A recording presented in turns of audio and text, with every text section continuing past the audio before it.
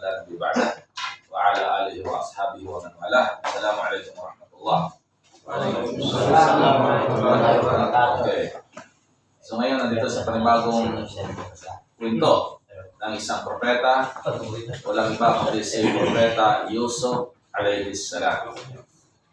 Qissatu Yusuf dzakaraha Allah tabaraka wa ta'ala mufassilatun fi suratin tawilatin sumiyat bismi.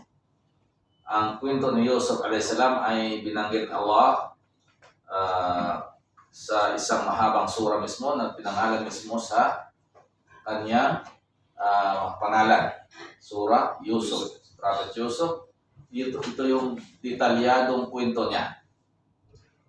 Waqala ba'd ahli al-ilm, sinabi ng ibang mga may kaalaman, qira'atuha tabni an tafsiriha. Ang pagbabasa lamang daw pagbabasa mismo ng sura na ito ay hindi na kailangan ng tafsir pa. Ang iba pang paliwanag. Hindi na kailangan. Waladi yaqra'u suratu Yusuf yafhamuha tamaman. Ang sino man na magbasa ng sura Yusuf, maintindihan niya ito ng lubos.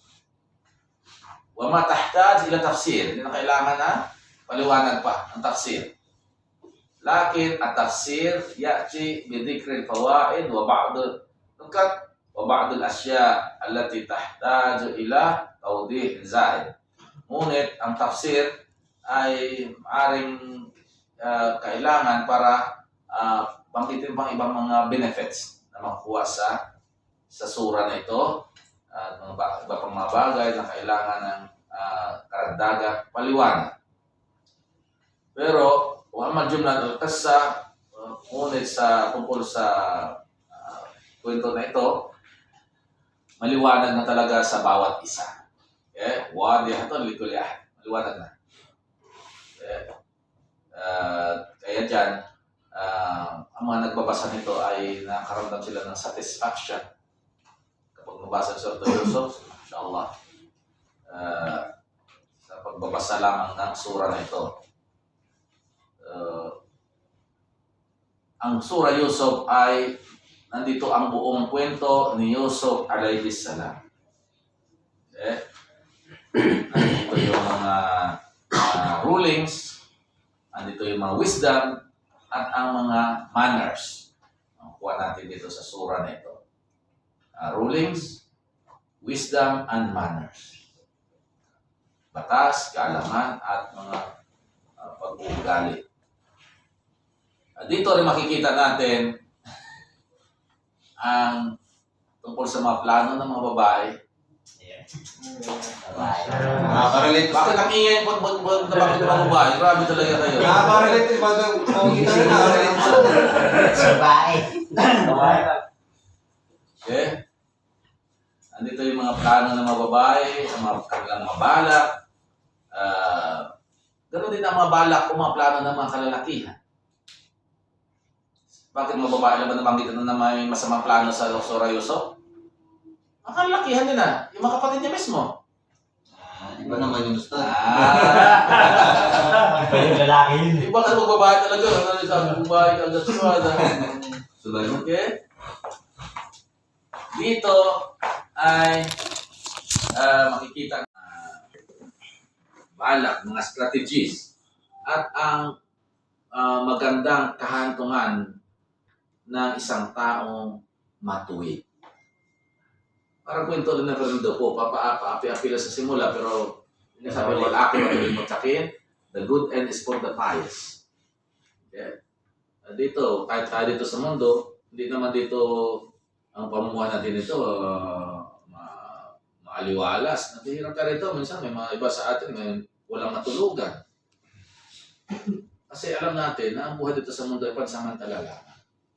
Ang hinahangad natin ang buhay yung kabilang buhay. So as long na manatili ka lamang na matuwid, maging matiisin, dito pinapakita sa atin yung sabrul anbiya, the patience of the prophets. Okay? At dito rin natutunan natin na kahit ano pa yung pag-iingat mo, ay mangingibabaw pa rin yung kadar. Tama? Di ba? Minsan, ingat-ingat ka, pero wala, nangyayari pa rin. Kasi yun ang kadar eh. Nakatakda na talaga eh.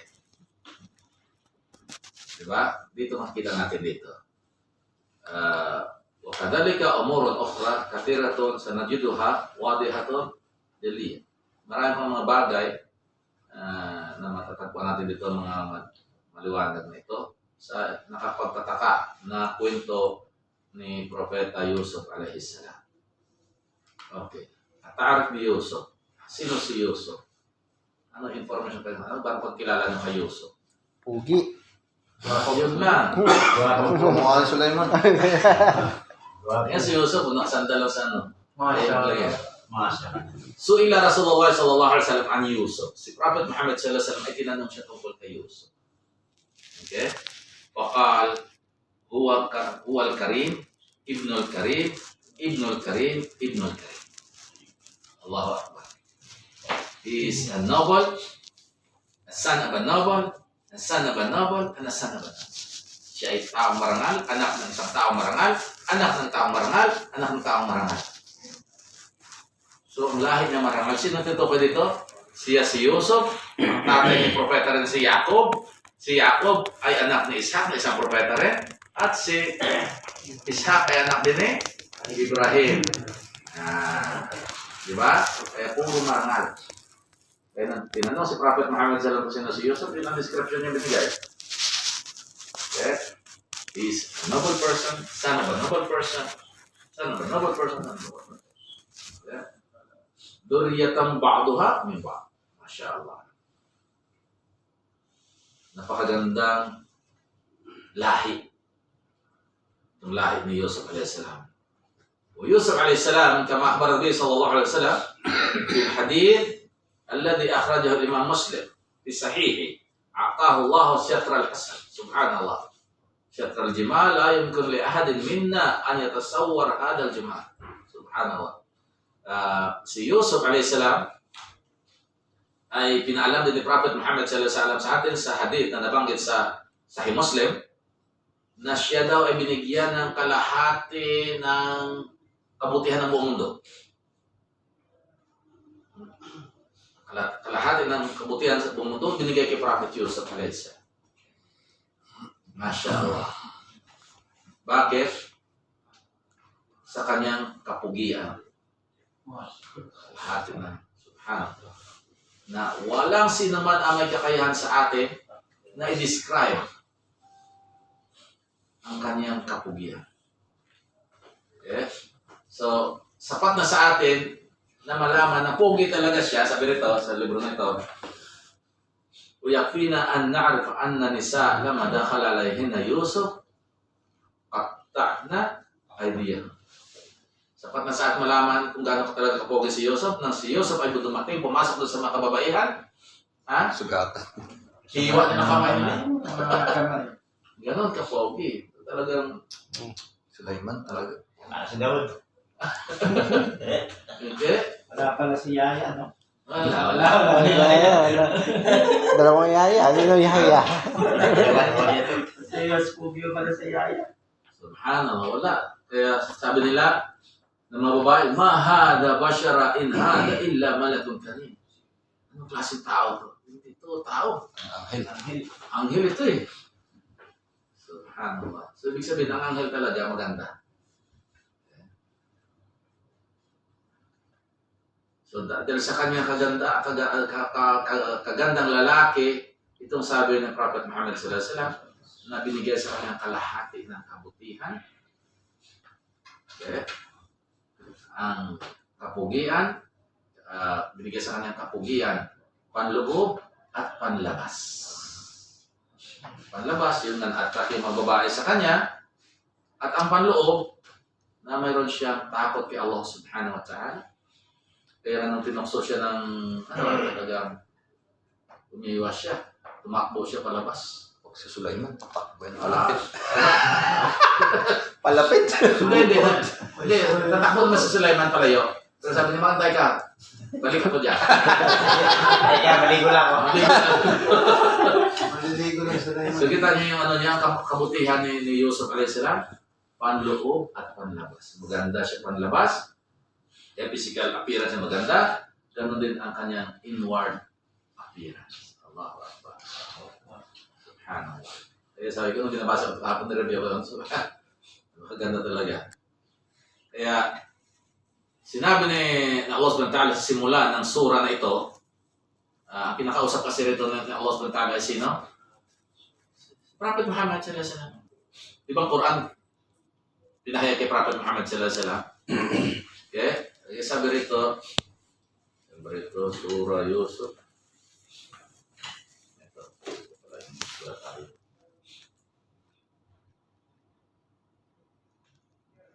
Yan.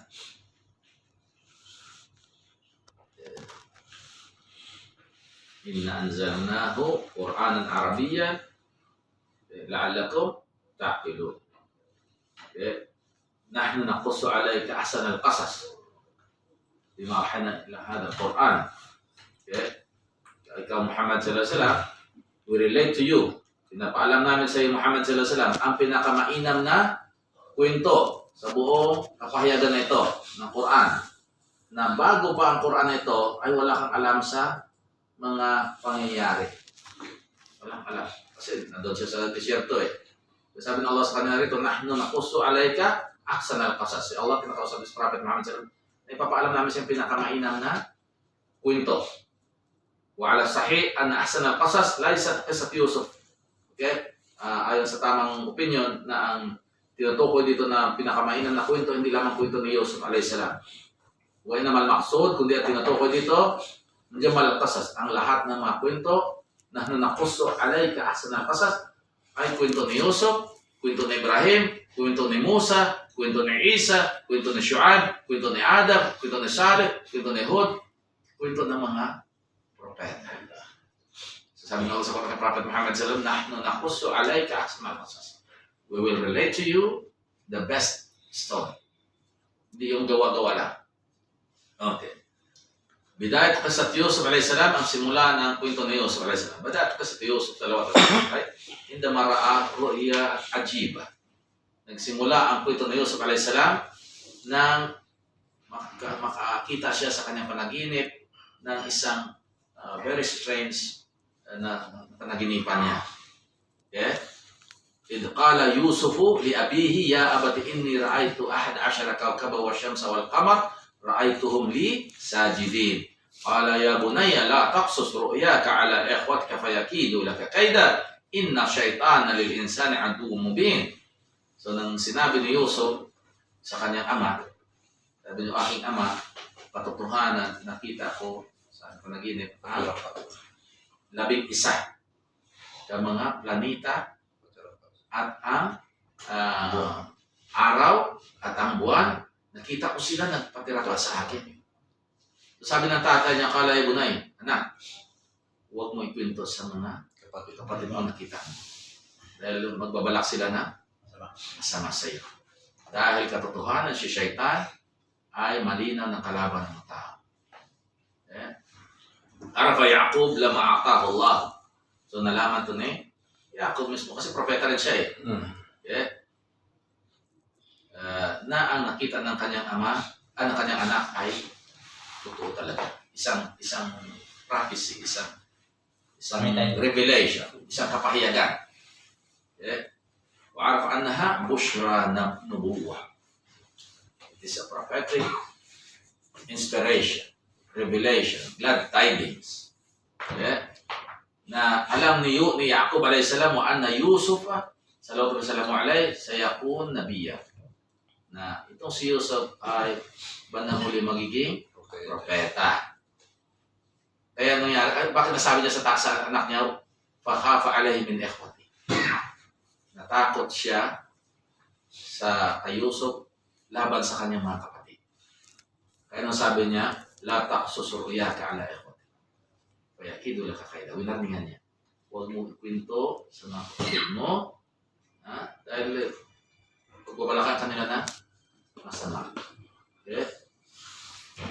Ngayon, sabi rito, ayon daw sa mga Ahlul Kitab, sa mga Kristiyano, ayon daw sa kanilang libro, na si Yusuf daw ay kinuwento niya ito sa kanyang mga kapatid kung ano nakita niya.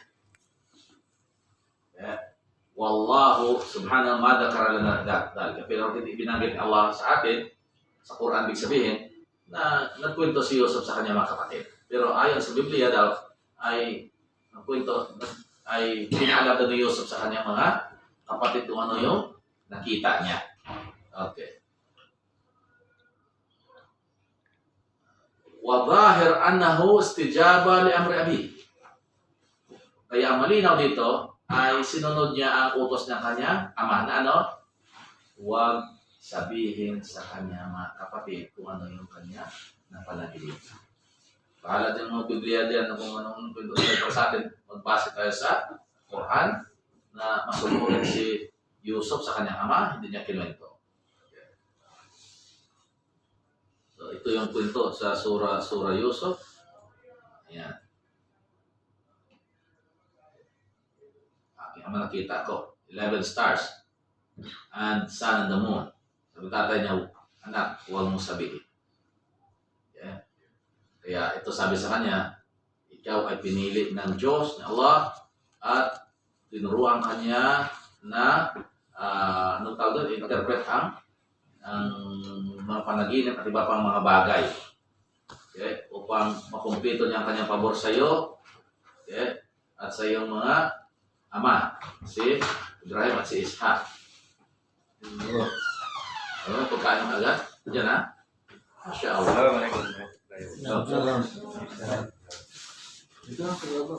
ويعلمك من تأويل الأحاديث. So, yung pag-interpret ng dreams, yung ay sa Biblia kasi tinawag si Joseph na Joseph the Dreamer. Mas maraming Joseph, di ba? May Joseph the Carpenter, Joseph the Dreamer, Saint Joseph. Okay. Turuan ka ng iyong Panginoon ng pagsasalaysay. Magbibigay kahulugan sa mga panaginip. Okay? Hadi ru'ya al-azima. Diyan sa baba mo na yan.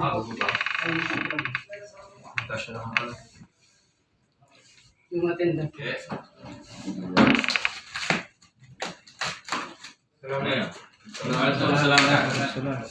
Mag-attendant ka. Sinabi ng Allah, "Laqad kana fi Yusuf wa ikhwatihi ayatul lis-sa'ilin."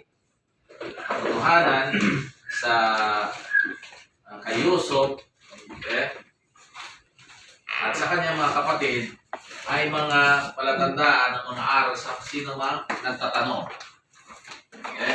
Yusuf at ang kwento ng kanyang kapatid, kung sino magtanong, nandyan. Ito na.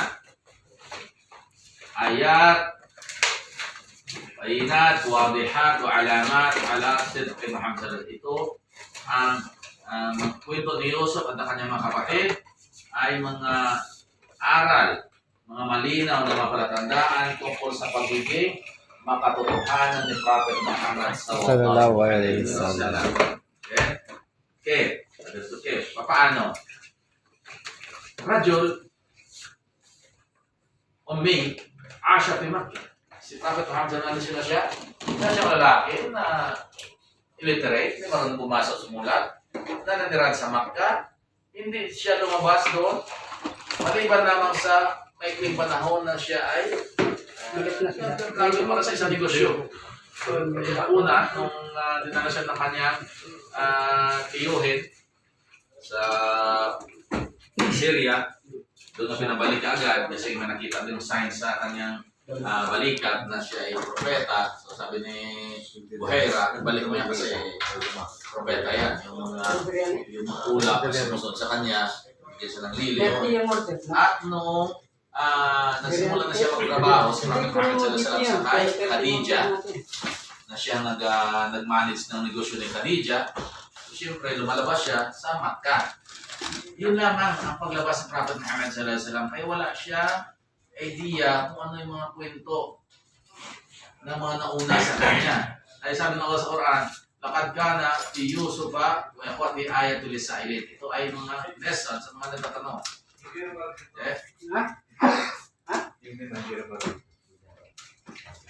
Pero ang kwento ni Yusuf alayhi salam, yung kwento ni Prophet Muhammad sallallahu alaihi wasallam sa Quran na talagang detalyado. Okay? Dahil sa Biblia ay medyo may mga tinago sila mga information at may mga binago sila mga information. Tulad lamang daw ng kwento ni Yusuf sa asawa ng Aziz. Okay?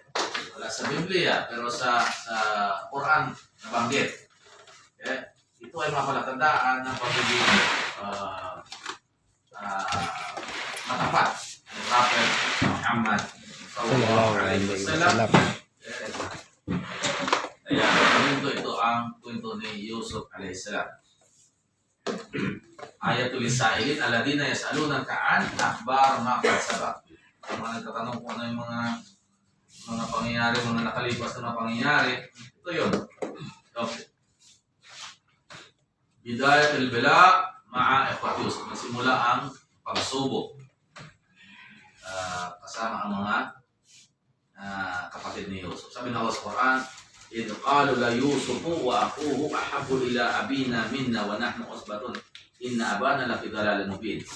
So na sinabi ng mga kapatid ni Yusuf na si Yusuf at ang kanyang kapatid, may kapatid siya, di ba? Isa. Sabi niya, mas mahal ng ating ama kaysa atin. Sabi nila, mas malakas tayo eh. Mas marami tayo eh. Bakit yung dalawa na yan ang namahal ng tatay natin? Katotohanan ng ating tatay ay naligaw. Okay? Ito yung nakalagay. Yan. Truly Yusuf, my brother, have loved more than one than we are, but we are Osba. Really our father is playing. Okay. Ngayon, nagkaroon sila na ano? Istama ikhwatu Yusuf. Oo, matadayo po. So, nagkasundo sila. Parang nanikip ang kanilang dibdib na makita nila na mas mahal ng tatay nila yung si Yusuf. Ano nangyari? Ha? Sabi ng iba sa kanila, wakala ba'dahum li ba'd, Yusuf wa akhuhu Binyamin abna Rahil ahabbu ila abina minna. So si Yusuf at ang kanyang kapatid na si Benjamin ay anak ni Rachel. At mas mahal ng ating tatay kaysa atin. Samantalang tayo ay malakas. Marami tayo. Dito ngayon, fa'alqa syaitan fi qulubihim al-haqd wal hasad ala Yusuf. Kaya yun na, pumasok na si syaitan sa kanilang puso, nilagyan na ng inggit, galit, buot sa kanilang puso laban sa kanilang kapatid na si Yusuf. Ano ba? Summa itahamu abahum an-nabiyul karim, at pinaratangan pa nilang kanilang tatay na marangal na propeta. Ano sabi nila? Inna abana la fi dalalin, binaligaw tatay natin.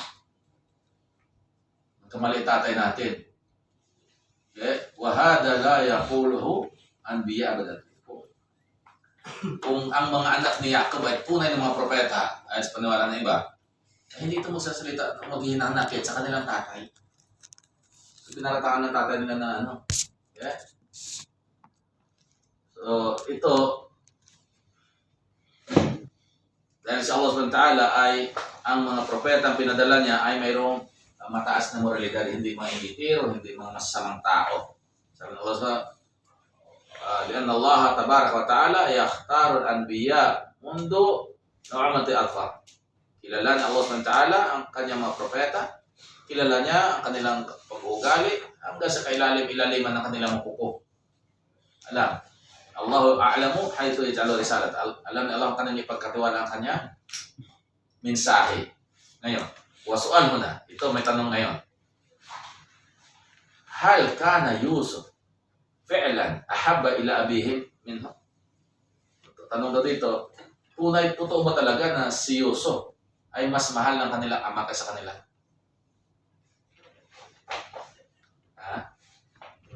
Faida kana al-jawab bina'am, palima. Kapag ang sagot ninyo ay oo, bakit? Lima kana Yusuf ahabba ila abihi minhu. Bakit mas mahal ng kanilang ama si Yusuf kaysa kanila? Okay? Al-jawab na'am. Yusuf kana ahabba ila abihi min ikhwan. Sagot, oo. Si Yusuf talaga mas mahal ng kanilang ama kaysa kanila. Kala ahlul ilm, sabi ng mga may kaalaman. Okay? Anong sabi ng mga may kaalaman? Bakit mahal talaga maaring ang katanungan na ito kung mahal ba talaga o bakit mahal ni Jacob si Yusuf kaysa kanyang ibang mga anak, hindi ko hindi pa makatarungan yun, di ba? Parang may favoritism na pinapakita. May propeta ka pa naman, parang gano'n, di ba? Okay? So sinagot ito ng mga eskwela. Bakit gano'n? Al-jawab al-awwal, ang unang sagot nila, anna al-hub shay'un fitri la yamlikuhu al-insan. Ng pagmamahal is a natural feeling, natural thing, na walang control ang tao dito sa kanyang naramdaman. Sino sa atin may control sa naramdaman natin? Ha? Natural yun, sa tao na magmahal ka. Okay? Huwag lang magpakatanga. Kaya walang bulag sa pag-ibig, tanga, marami. Okay? Fala yumlikul insan an yuhibba aw an yubghida illa idha kana fi din. So ang tao, ang magmahal ay normal. At kung yan ay kasalanan, sapagkat kami ay tao lamang. Okay? Ganon yun eh. Nag-ibigin kita, marami ang nagtaka. May nagsabi na bulan daw ang aking mata. Okay. Walang may control. Kasi ang puso natin nasa kamay ni Allah subhanahu wa ta'ala. Okay? So, ang tao, wala siyang control kung sino man ang kanyang mahalin o kanyang kapuutan, kagalitan sa mga tao, maliban lamang pagdating sa relihiyon. Okay? Idha kana fi din. Kasi alam natin kung sino yung bilang isang Muslim, alam natin yung sino ating minamahal at hindi. Pagdating sa religion. So, meron tayong tawag na al-wala wal-bara. Okay? Loyalty and for the sake of Allah. So, ang mamahalin natin ng tao, kapag minamahal niya si Allah, magalit tayo sa kanya kapag sinusuwa niya si Allah. Pero, amal mahabbatul fitriya, natural love, bahadihi la yamlikuha al-insan. Natural love ay walang kontrol ng tao dito minsan. Mayroong nababaliw, naloko di mo, sabi ng mga Kastila. Qalbuka laysa fi yadik. Your heart is not in your hand. Okay? Maaring may magustuhan ka na tao, pero ang ibang tao galit sa kanya. Tama? Mayroong galit ka sa kanya, pero iba gusto siya. So, wala kang kontrol dito. Nagtataka ka lang bakit gano'n. Okay? So, yun ay tatawag natin na natural love. ولذلك نرى نفسك أنك تعاقب الشخص على فعل لو فعله غيره ممن تحب ما عاقبته. الله أكبر. Dahil dito, minsan, nakikita mo sarili mo, minsan nangyari sa sarili natin ito, na magagalit ka doon sa isang tao, o pinaparusa mo siya dahil sa ginawa niyang kasalanan, na kung ang gagawa nitong ginawa niya ay taong mahal mo, hindi ka naman magalit doon ha. Kung ano? Halimbawa, galit ka sa ginagawa niya. Kasi nandun talaga yung galit eh. Gumawa siya ng tama o hindi, ang galit nandun na, nangibabaw ang galit kasi. So, gumawa siya ng isang bagay na mali, okay, pinarusahan mo siya, pinagalitan mo siya. Pero kapag yung the same na ginawa, ang gagawa nun na yung taong gusto mo, ano? Kaliwali. Pinapalagpas mo. Tama hindi? Wala kasi tayong control. Tulad na si Layman. Tama? Kaya nga, ito nasabi rito sa isang tula. Okay? Kapag ang isang minamahal mo ay gumawa ng isang bagay na mali, isang kasalanan na ginawa niya, ikaw mismo maghanap ng 1,000 excuse para sa kanya. Tama hindi? Ano eh? Ano yan? Ikaw mismo maghanap ng excuse eh. Kasi mahal mo eh. وَلَهُ فِي الْقَلْبِ مَحَبَّةٌ لَا يَمْلِكُهَا الْإِنسَانُ. So, sa puso, may pagmamahal na walang kontrol ng isang tao. Kaya may isang hadith. Itong hadith na ito, da'if. Ang hadith na ito ay da'if. Hindi daif sa matan, kundi daif sa isnad. Hindi daif ang kanyang wording, ang kanyang meaning. Ha? Anong Islam? Yung chain of narrators. Ah. Yung mga nagkukwento at nag-narrate na hadith nito. Ito pang na isnad. So may daif sa isnad. Pero sa matan ay wala. Ito, sabi ni Prophet Muhammad sallallahu alaihi wasallam. Sabi daw niya kay Allah, Allahumma hada asmi fima amri. Wala talumni ala ma la amri. Allah, ito ang pagkakahati-hati ko sa mga bagay na may kontrol ako.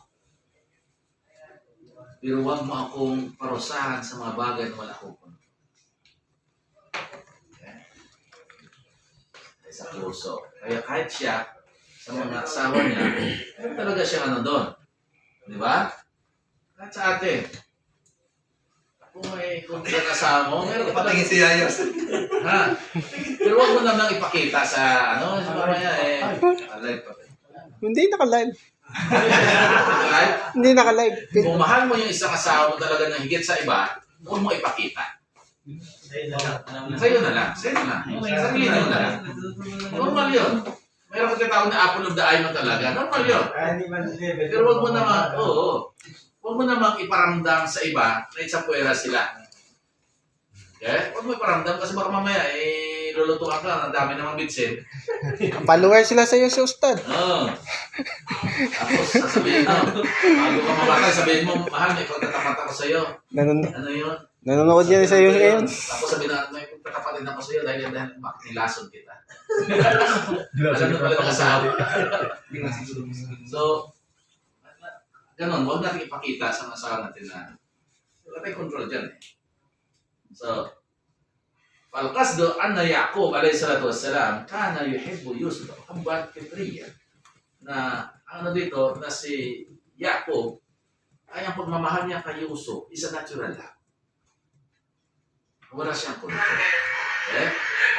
Wa hada la yulaq alayhi idha kana ya'dilu fi muamala. So, wala ito. Aso nga lang, ito yung binigyan ng kulay ng mga kapatid niyo. Hindi. Okay?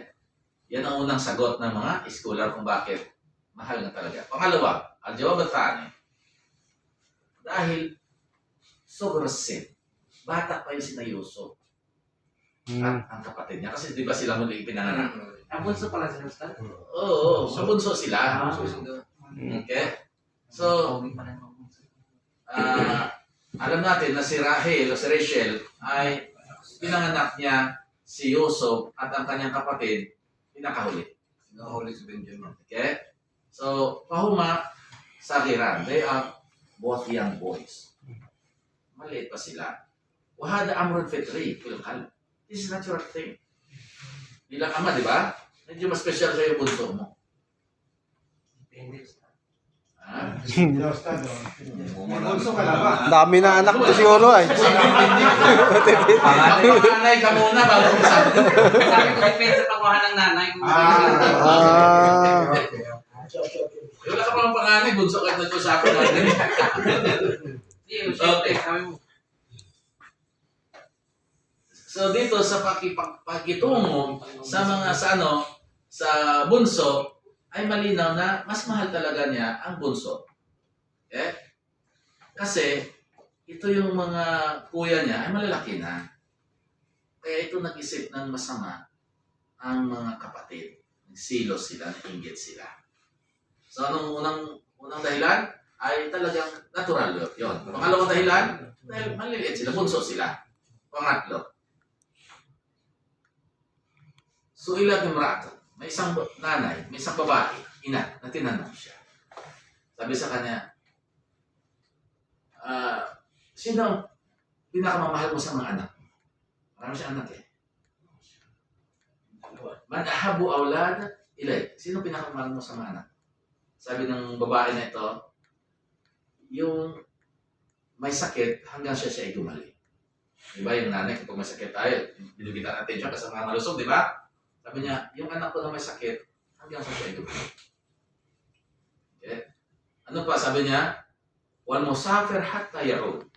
Yung naglakbay hanggang pumalit siya. Kaya nanay talaga yan, ganyan yan. Namimiss niya ang anak niya na nag-aalala yan, kailan kayo uwi, no, ganun. May kinakain mo yun doon, may nag-aalaga sa kanya doon. Ganun, natural yun. Ano pa daw? Wa fi saghiri, okay? Hindi. Sabi ito? Wa fi saghiri hatta, at, inshallah.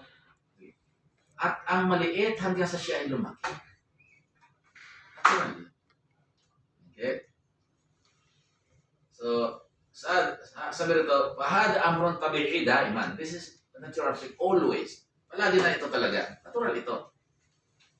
Na kung ang bata ay may sakit, mas binibigyan ng attention kaysa malusog.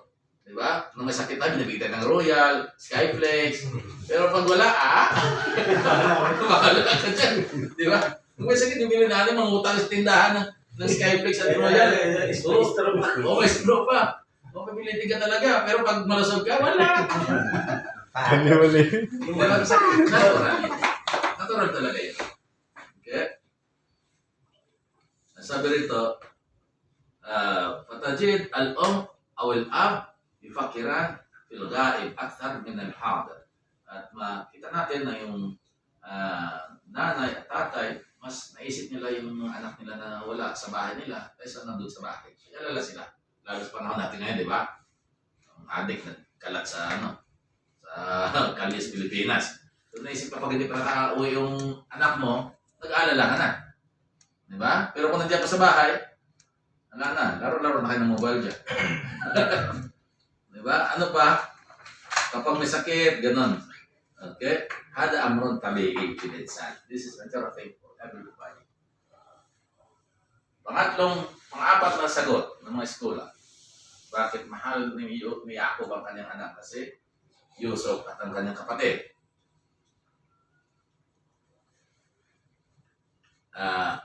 Dahil si Yakob ay may nakita siya sa kanyang anak, kay Yusuf, na palatandaan ng kabutihan.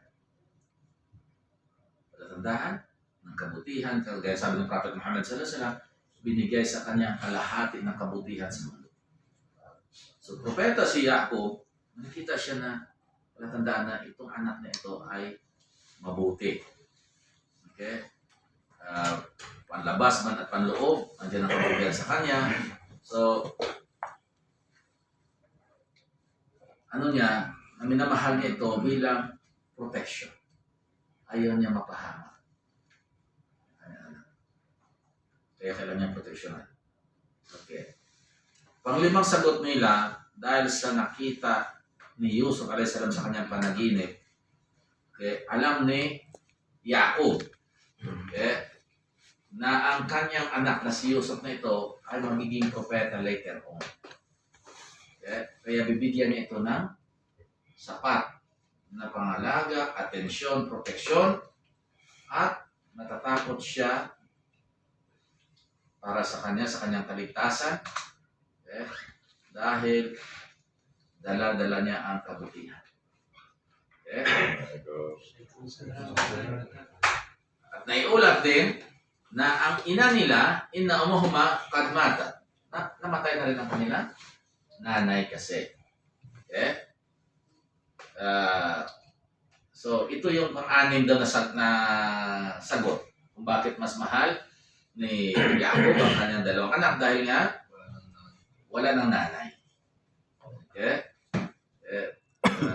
Bilang siya na yung tumayo na ama't ina sa kanilang dalawa.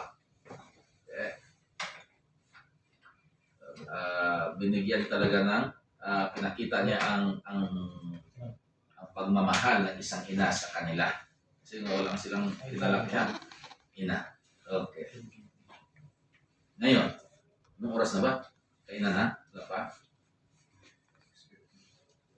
Haba ba ito? Haba ito. Haba. Okay. Ngayon, ito na yung mga balak nila kay Yusuf. Sinabi ng Allah sa Quran. Okay, ito. Basahin natin.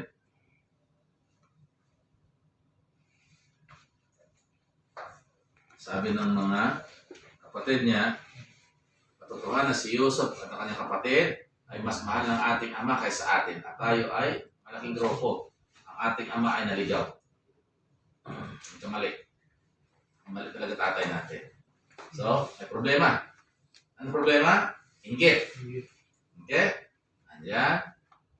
Ano na? Yan ang problema. Hada hiya al-mushkila. Wa kullu mushkila tahtaj ila hal.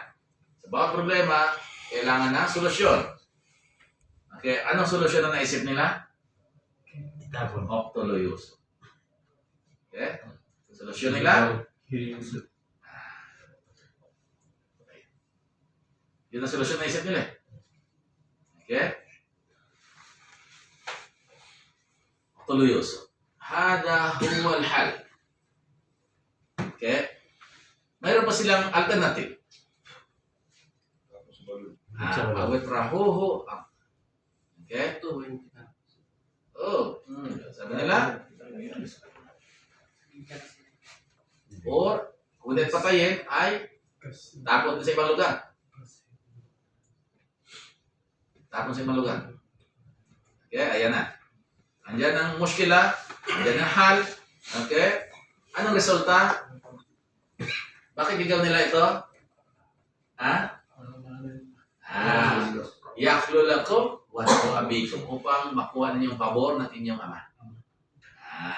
Di ba? So that the favor of your father may be given to you alone. Ako sa inyo na. Ano? Pagkita ko ito na ito eh. Binabasa ko ito kahapon. Ano ko ito? Subhanallah. So, ibig sabihin, may muskila, may problema, may solusyon, at may resulta. Ang muskila, ito. Sabi natin, yan, patayin. Okay. Idan, maliwanag na ha. Pagkatapos, ito ay, alam nila na mali. Mali ang kanilang gagawin. Okay? So, sabi rito, hindi ba sila natatakot kay Allah? Hindi ba sila natatakot sa kaparusahan? Hindi ba sila natatakot sa paghuhukom? Sabi nila, magsisi nila kami bandang huli. Okay? Watakuno min ba'dihi qauman salihin. Maging matuwid nila kayo pagkatapos ng gawin natin ito, na makuha natin yung pabor ng tatay natin, may tinatawag kay Allah sa ginawa natin. Yan na, subhanallah. Maging matuwid na tayo.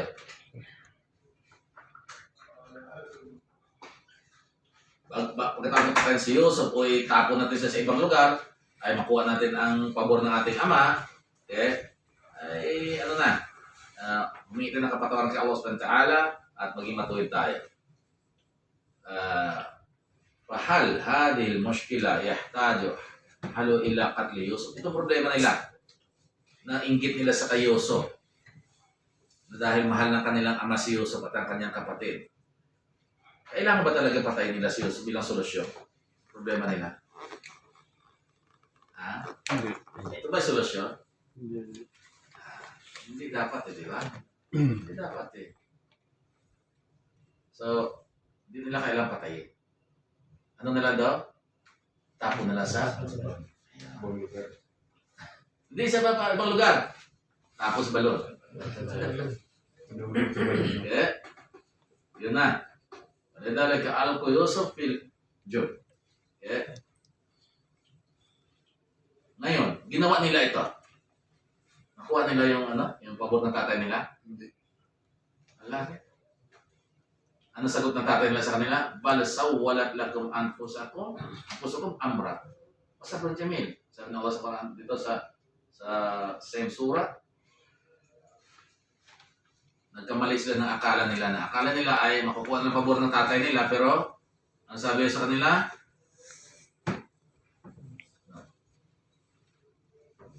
ligaw kayo. Nagkamali kayo. Kamali ka na iniisip ninyo. Okay? Bakit ka naisip ninyo?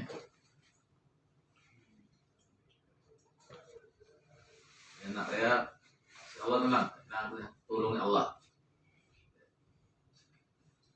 So, ibig sabihin, hindi nila nakuha ang pabor ng kanilang ama sa halip nalungkot ang kanilang tatay, nagalit sa kanila.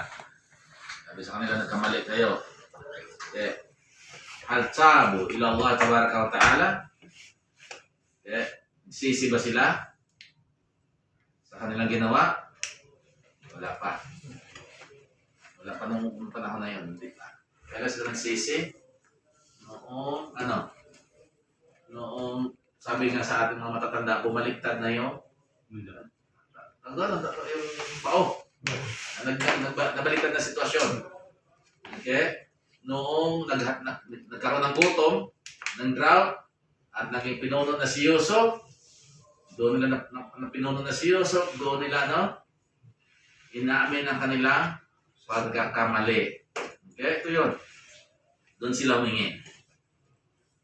Yan. Yun. Inamin nila na sila ay magkasalanan. Okay?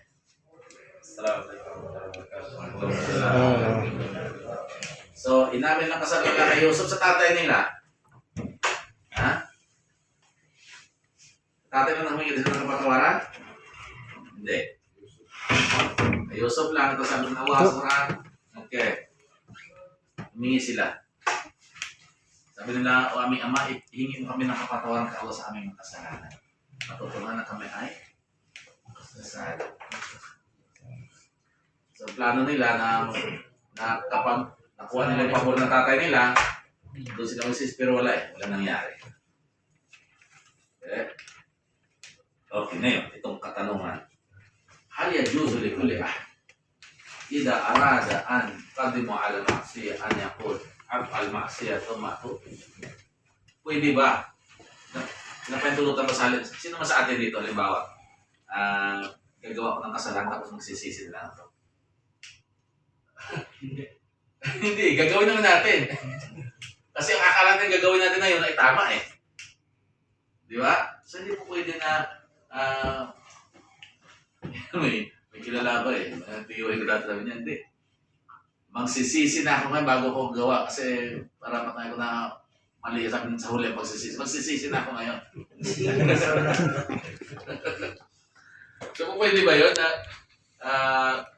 parang challenge mo si Allah gagawa ka ng kasalanan tapos magsisisi ka lang. Katulad ng ginawa ng mga kapatid ni Yusuf. Ang tanong doon, ano ang kasiguraduhan na makapagsisi ka habang ginagawa mo yung kasalanan? Halimbawa, punta ka doon sa jowa mo sa isang lugar, sa ibang Emirat, sa Ras Al Khaimah, Fujairah. Sa jowa ko. Tapos magtatawba na lang ako. Sulaiman, magtatawba na lang ako. Kung pwede hindi, paano pag nabangga sa sasakyan papunta ng Ras Al Khaimah o ng Emirat? Baka pagsisi ka? Wala kasiguraduhan Diba? Kung nangyari man kina Yusuf, mga kapatid ni Yusuf na nakapagsisi sila bandang huli, sa atin hindi natin sigurado. Ano kasigurado mo habang nasa climax ka doon na natigok ka? Lumang tayo sa sarap. Ano kasigurado mo na makapagsisi ka? Kaya hindi na napuno. Oo. Katulad na ako, kilala mo yung brother dati? Nandiyan nakatira dati sa villa dyan. Okay? Alam naman na bawal ang alak. Okay? So may mga umiinom, sabi naman sa kanya, umiwas ka dyan. Napahiya na siya. Binigyan siya ng baso ng alak. Anong sabi niya? Astagfirullah lang katapat nito Nakikanta pa. Oo, nakikanta pa. Syuhada. Ano kasiguraduhan natin na makapagsisi tayo pagkatapos natin magawa ang kasalanan yun? On the process na ginagawa kasalanan, mamatay ka ngayon. Subhanallah, hindi na lang. Ano sabi na? We will be righteous later? No. So sabi rito,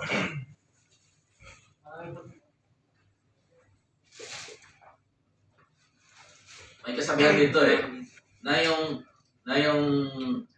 ano daw, yung matanda, okay, ay lumalangoy daw siya sa tubig sa dagat na malalim. Okay? Rumalagas ang may mga alon, malakas na alon. Lumangoy siya. Pero, nakabalik naman siya na buhay. Ligtas. Pero, mayroon naman na ang kamatayan dumarating sa sanggol na nasa duyan. So, hindi natin alam kung kailan darating ang kamatayan. Sabi ng Allah sa Quran, wala tadri nafsun ma taksibu gadan, wala tadri nafsun bi ayyi ardin. Wala na kaalam kung saan lugar siya, kung ano mangyari sa kanya bukas, at wala na kaalam kung saan lugar siya mamatay. Eh, mo nag-iisip dyan na punta, may chicks ka doon sa Abu Dhabi. Tapos, isang kabila naman to eh, tapos magsisi na lang doon. Ano ka siguraduhan nun? Hindi ko pwede yun. Eh, kung nangyari yun kasama kapatid ni Yusuf na nakapagsisi later on, hindi mo sigurado ang buhay. Eh? Hindi mo rin sigurado na makapagsisi ka pa, sabi rito. Eh? Kasi, sabi rito, the moment kasi na gumawa ka ng kasalanan, Shaitan will beautify that sin. So, sins after sins after sin. Kuha niyo, lalo na yung kilala mo, ano pa, hindi pa Muslim, halimbawa. Nakikilala kayo sa chat-chat lang, sa Facebook, ano man dyan. Yayain kayo. See, inong-inong, una na yon. Tapos, tabi-tabi na. May anak, may balak. Ano yan? Simula yan sa chat-chat. Tapos may muwa-muwa-muwa na yan sa Hindi, kakain na sa labas. Tapos makikita na. Karana, simula sa patingin-tingin. Ano ba yan? Simula sa patikim-tikim. Ang pinilit kong gustuhin, ako. Dahan-dahan si Shaitan sa tulad ng kwento ni Barsisa. Mag-enjoy ka na mag-enjoy. Hanggang makalimutan mo na yung tauba. Dalangoy ka na sa dagat na kasalanan. Ganyan si Shaitan. Dahan-dahan ka niya ilulubog dyan. Okay? Ayan, magsisi na ulit. Hindi po pwede yun. Hanggang masira ka. Okay? Isa pa, sabi rito ng mga ano ang kasiguraduhan mo na tatanggapin ni Allah ang sinasabi mong pagtawba mo kung paulit-ulit mo naman.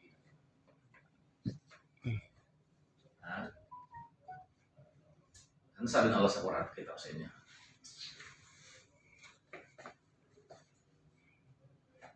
Ano kasiguraduhan mo? Ito, sa Surah Nisa, Allah, and of no effect is the repentance of those who continue to do evil deeds until death faces one of them and he says, "No, I repent." Nor of those who die while they are disbelievers, for them I prepared a painful thought. Wala na silbi yung gawin mo ito. Diba? At ano kasiguraduhan mo? Katulad ni Firaun. Mag-shahada na sana siya. Wala. Ngayon pa. Diba? So, sunod naman kasi makahaba ng klase, isang oras na pala ito. Sunod ito sa sunod na linggo, inshallah. So, ang ganito na lamang. Subhanahu wa bihamdihi, asyhadu an la ilaha illa anta, astaghfiruka wa atubu ilaik. Assalamualaikum warahmatullahi wabarakatuh. Waalaikumsalam warahmatullahi wabarakatuh. Ayun na.